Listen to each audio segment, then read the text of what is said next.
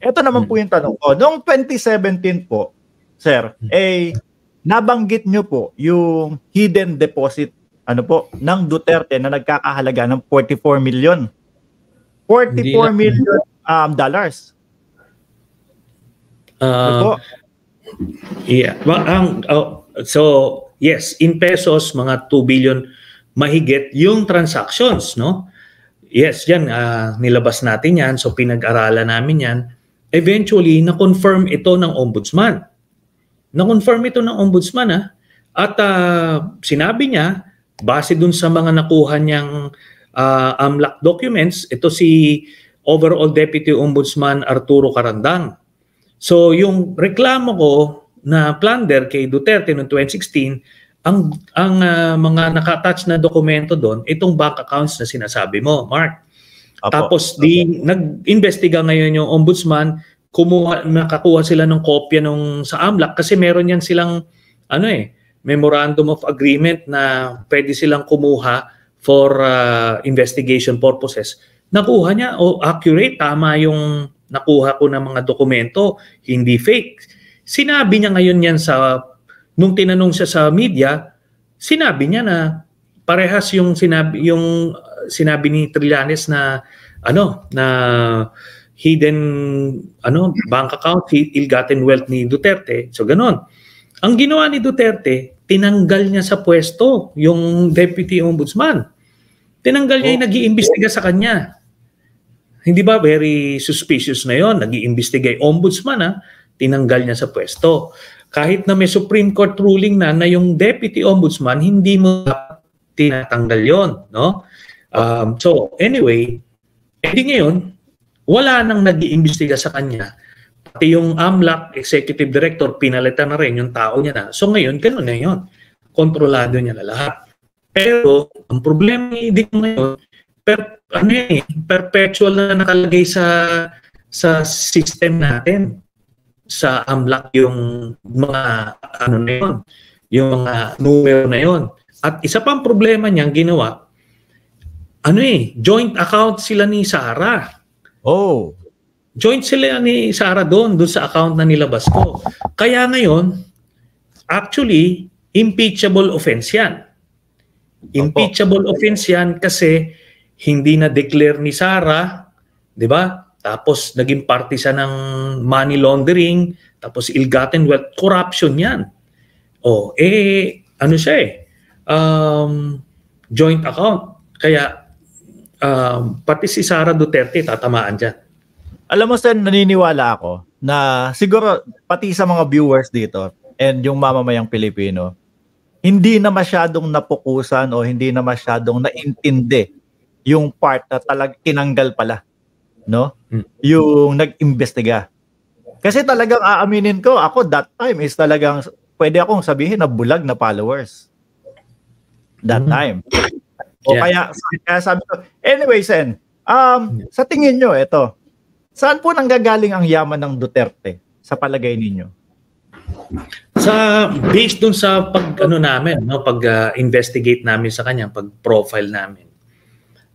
Galing yung illegal gambling, sa drugs, illegal drugs, pati sa illegal mining, corruption sa City Hall, yung ghost employees, 700 million per year ang kinikita niya doon. No. May COA report na ito.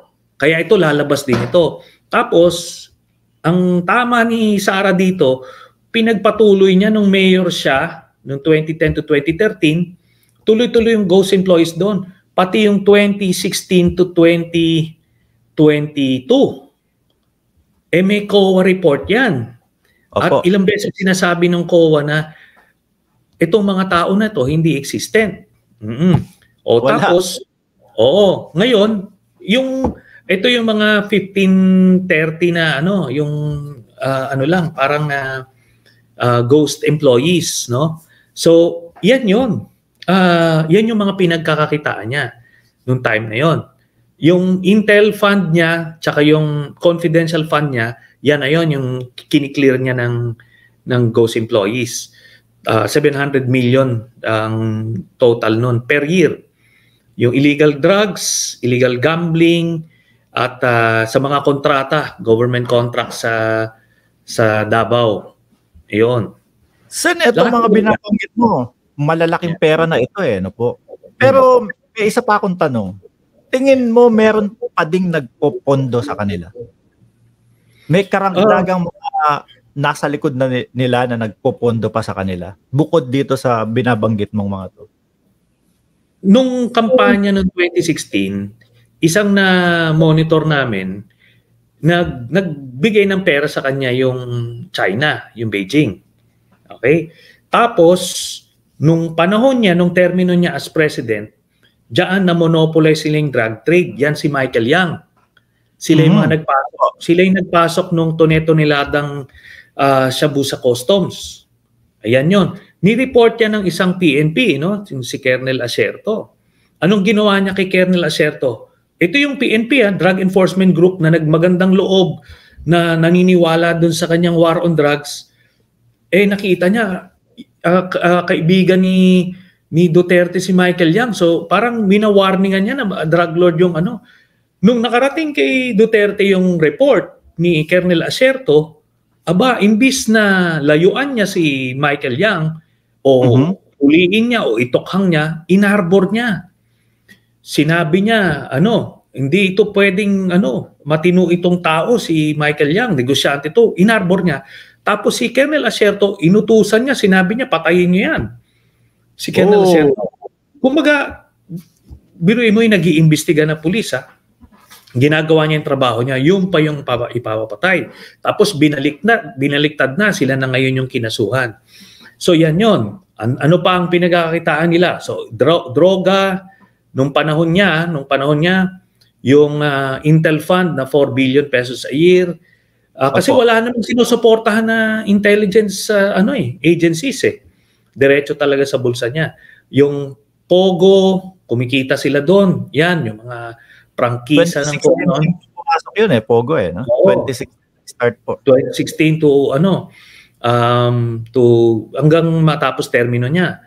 Ano pa? Yung mga big ticket projects, no?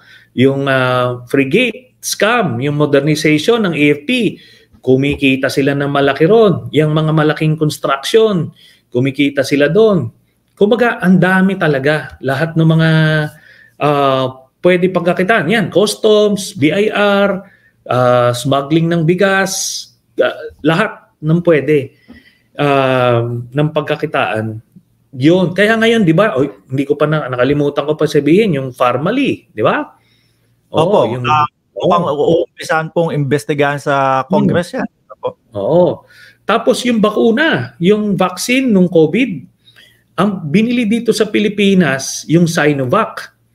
Ang bili ng Indonesia sa Sinovac, kung daw ako nagkakamali, mga 1,700 pesos per vial. Ang binili nila digong, in-overprice sila ng 2,000, mga 3,700. 3,750.